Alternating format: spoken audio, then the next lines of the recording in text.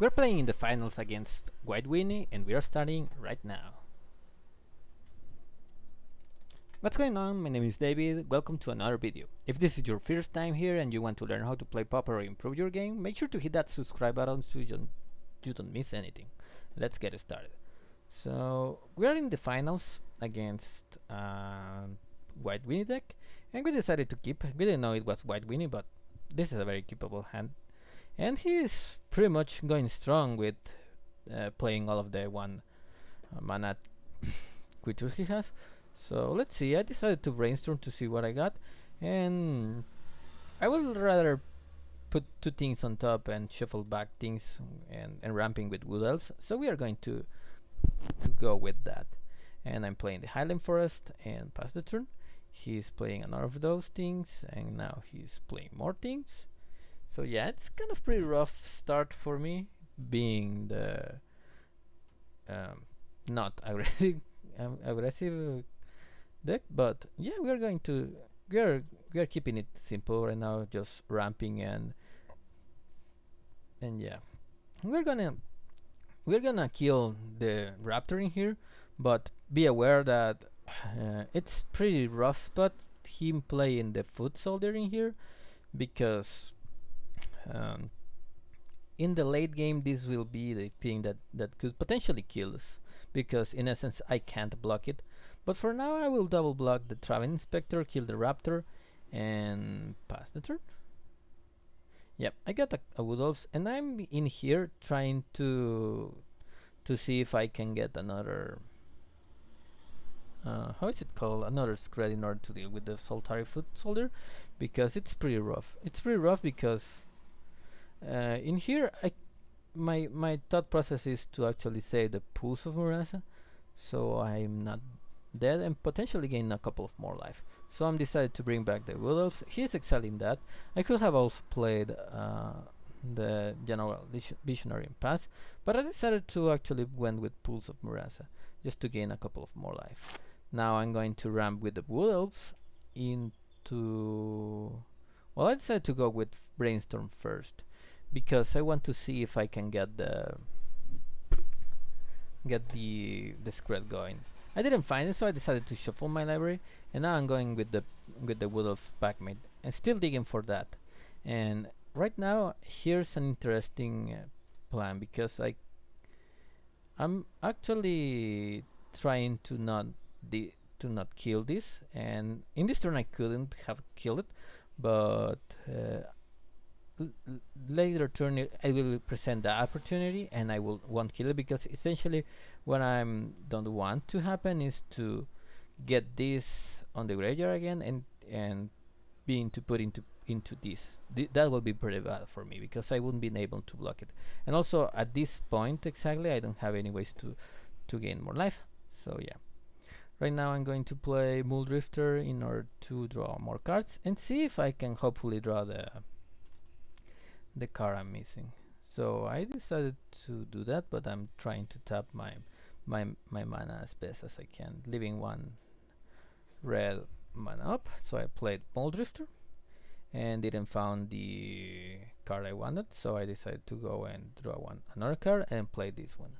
So yeah, this is the turn that I was talking about. I think he played the Chimera, which doesn't really change the board really, and which I could potentially double block next turn.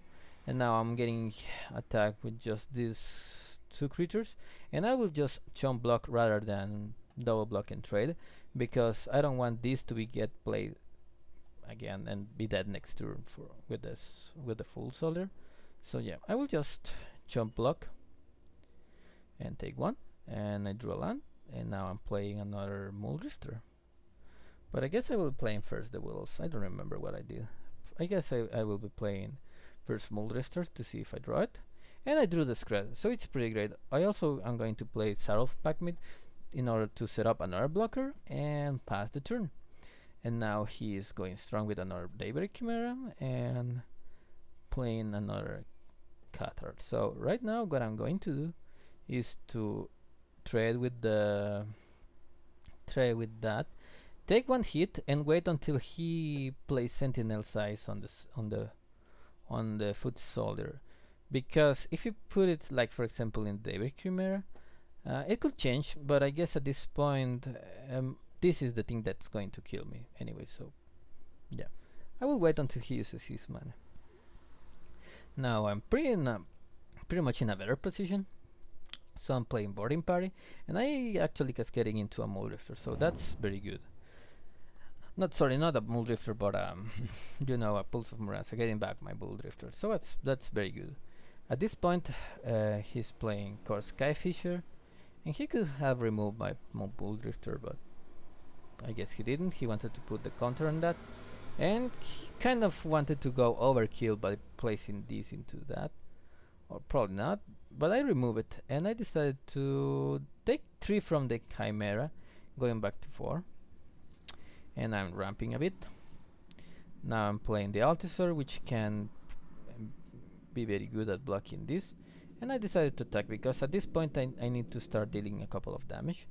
Now he's playing the Monarch, but at this point I'm developing much more board presence. And this was a very bad attack, because he ended up losing more than he could have done damage. I think he attacked blindly, or probably just didn't read an Altisaur that it could block any Team Flyer.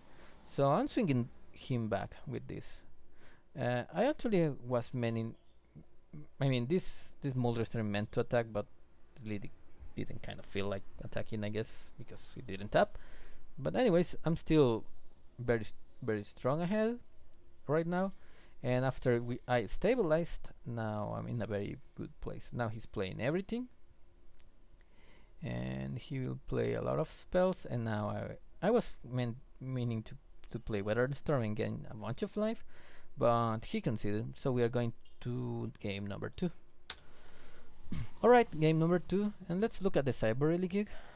What I did was to side out a Lanor Visionary and a Wolf, and add into Fiery Cannonade, and that was pretty much it. So let's see how it looked like. I drew both of the things, and it's not that bad. We just need the lands to make this work, but it's a pretty keepable one. He decided to play that, and we drew one of our lands, so we are going to Foretelling Pass. Next turn probably just play Lanor Visionary or just Brainstorm. But we'll see how it goes. I play Brainstorm, and we get our red mana, kind of. So I decided to play Sarulif Packmate and pass the turn.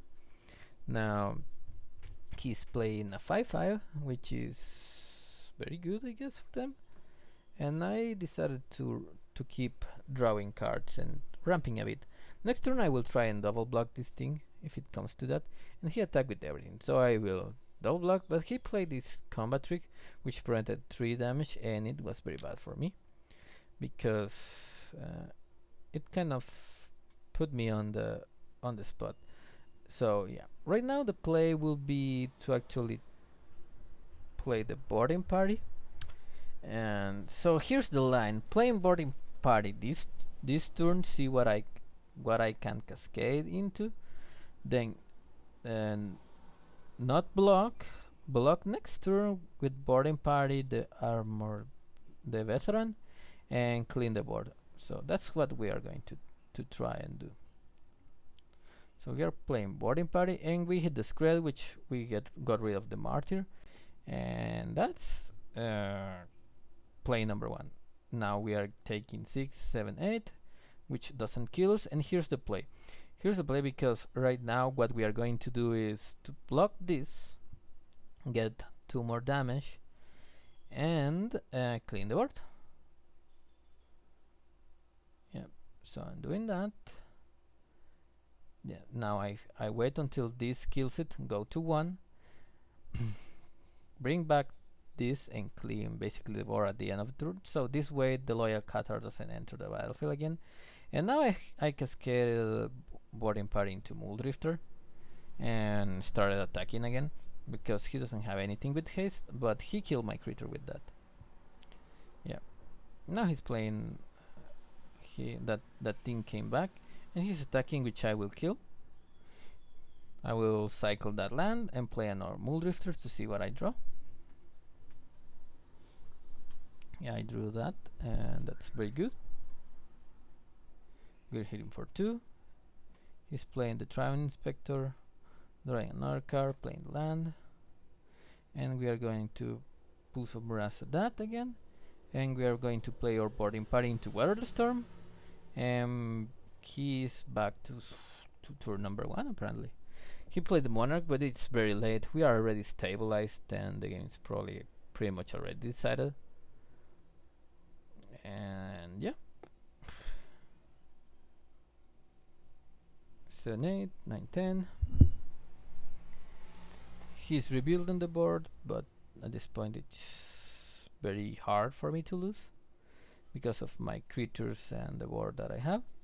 And I will be ramping and play basically all of my hand.